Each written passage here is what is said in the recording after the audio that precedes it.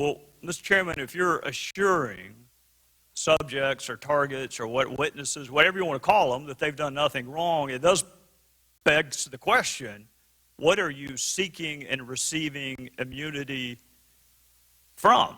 Wrong. Laptops don't go to the Bureau of Prisons, Mr. Chairman. People do. So the immunity was not for the laptop. The immunity was for Cheryl Mills.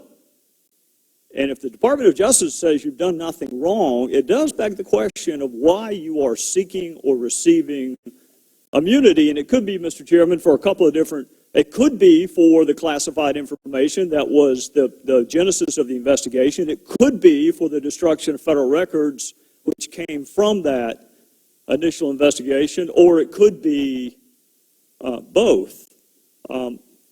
Mr. Comey, I want to ask you this. Did the Bureau interview everyone who originated an email that ultimately went to Secretary Clinton that contained classified information?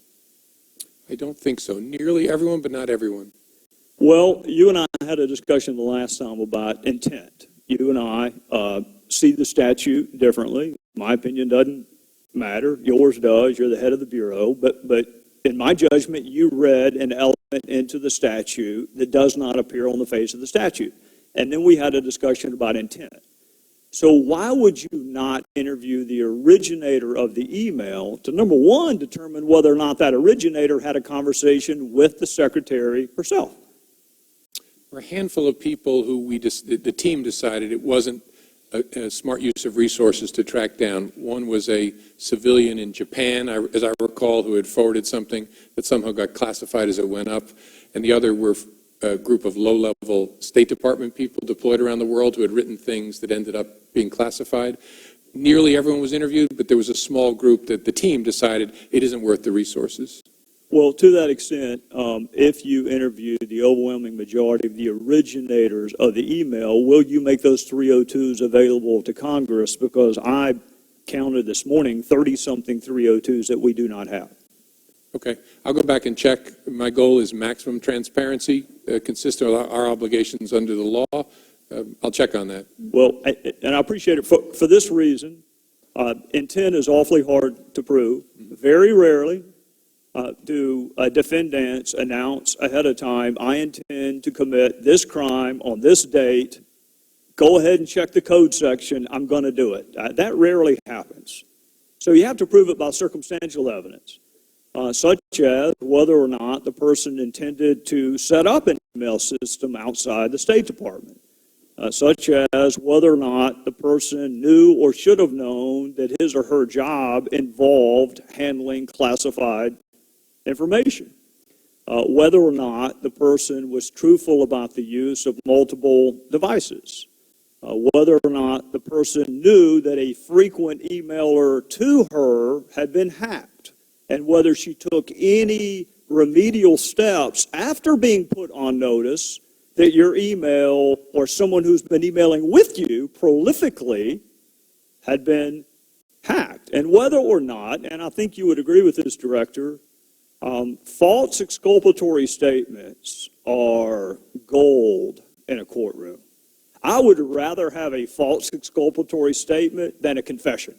I would rather have someone lie about something and it be provable that that is a lie, such as that I neither sent nor received classified information, such as that I turned over all of my work-related emails.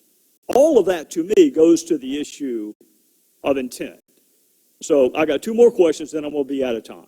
For those who may have to prosecute these cases in the future, what would she have had to do to warrant your recommendation of a prosecution?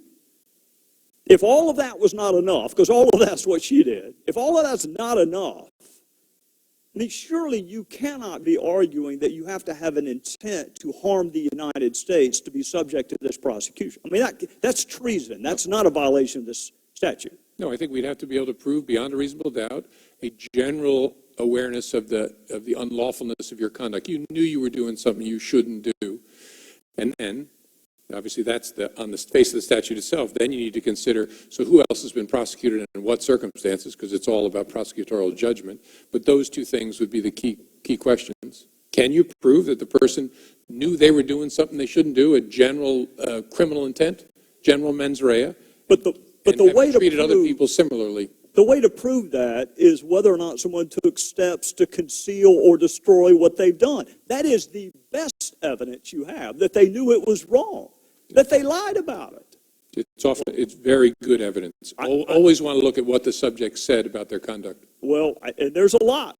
There's a lot. If you saw her initial press conference, it all falls under the heading of false exculpatory statement. I'm out of time, Mr. Chairman, but the director did, you started off by giving us examples of things the Bureau has done. And every one of us who's worked with the FBI, that is the FBI that I know.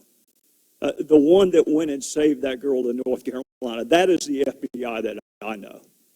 What concerns me, Director, is when you have 5 immunity agreements and no prosecution, when you are allowing witnesses who happen to be lawyers, who happen to be targets, to sit in on an interview. That is not the FBI that I used to work with. So I've been really careful to not criticize you. In fact, I said it again this morning. They wanted to know, was he gotten to? Did somebody corrupt him? No, I just disagree with you. But it's really important to me that the FBI be respected. And you got to help us understand, because it looks to me like some things were done differently that I don't recall being done back when I used to work with them. And with that, I would yield back to the chairman. Can I respond to that? Yes, you may.